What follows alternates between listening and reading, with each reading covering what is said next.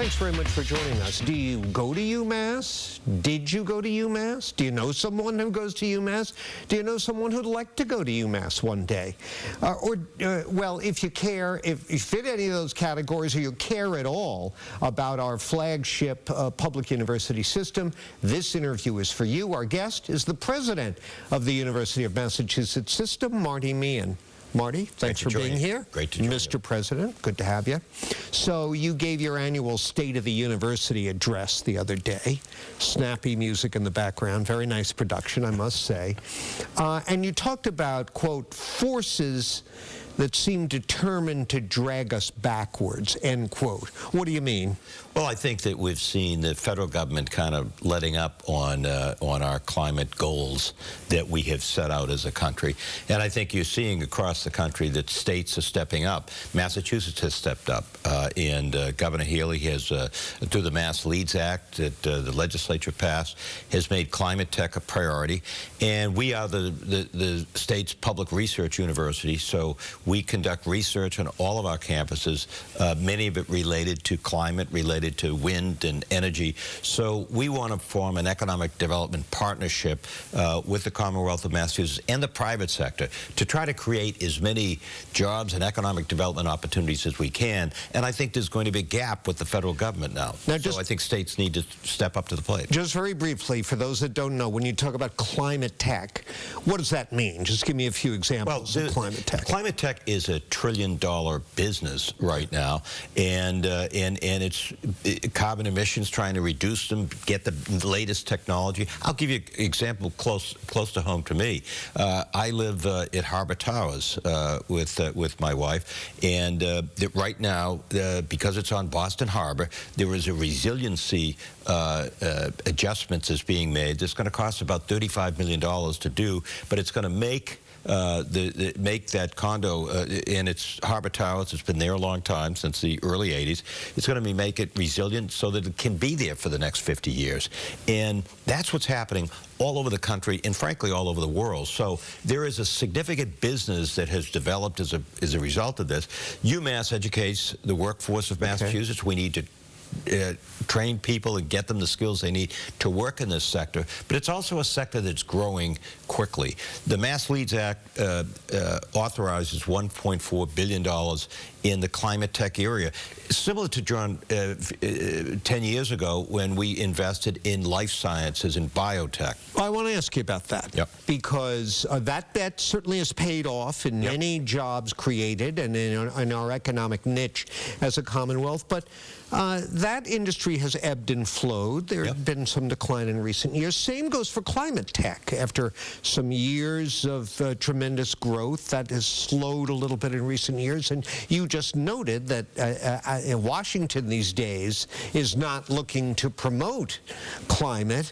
What are the risks of this bet? Well, I don't think there are risks. I don't think we have any choice. Climate change is a threat that we have to the world. I recently attended, for example, I was at the Vatican. Pope Francis had gathered world leaders to talk about climate change and how it disproportionately affects those people who are not able to deal with it.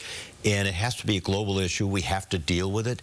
The science is unequivocal, but I think the private sector, John, is going to determine this. Not some administration in Washington that may play to the public and say, oh, we don't believe this, or drill, baby, drill, or whatever they're going to say. The fact of the matter is the private sector is going to drive this, and it's the existential threat of our time.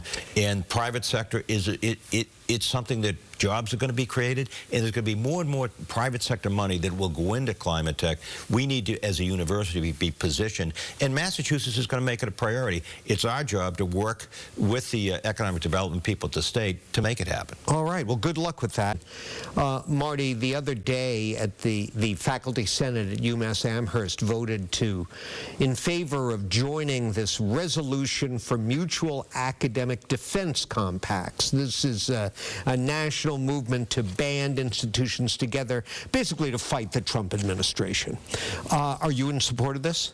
Well, I've signed on with the American Association of Colleges and Universities, who basically have 400 other leaders have signed on to basically say, look, you have to keep colleges and universities, they have to have a degree of independence, and we have joint governance with faculty, and that should be respected. So I think there's been overreach, and I think it's important for us to unite. At the same time, John, I'm the president of the University of Massachusetts. My first responsibility is to protect students and do what's in the interest of students. There are some at Amherst who suggested we should have a press conference with those students who are potentially at risk of being thrown out of the country and not being able to get their degrees. Well, I won't do that because I'm not going to put students in risk. So I think there are often times when decisions come down that I don't necessarily agree with. I'll give you an example. The Supreme Court decision on affirmative action in admitting folks to college.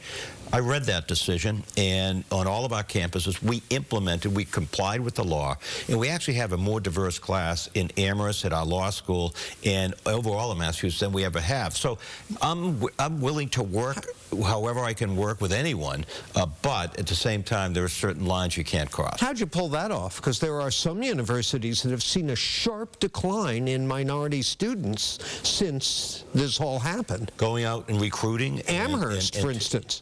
Yes. Well, we have a more diverse class now because we looked at it in advance. Look, before the election was even held, I established a task force on what immigration policy is going to be and how we deal with our students that are going to affect student visas.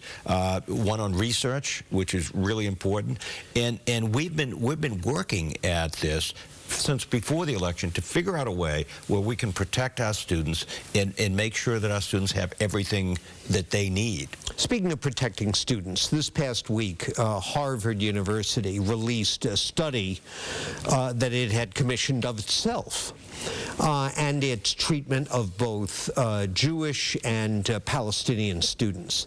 And the findings weren't exactly flattering. With regard to Jewish students, I'm going to paraphrase here.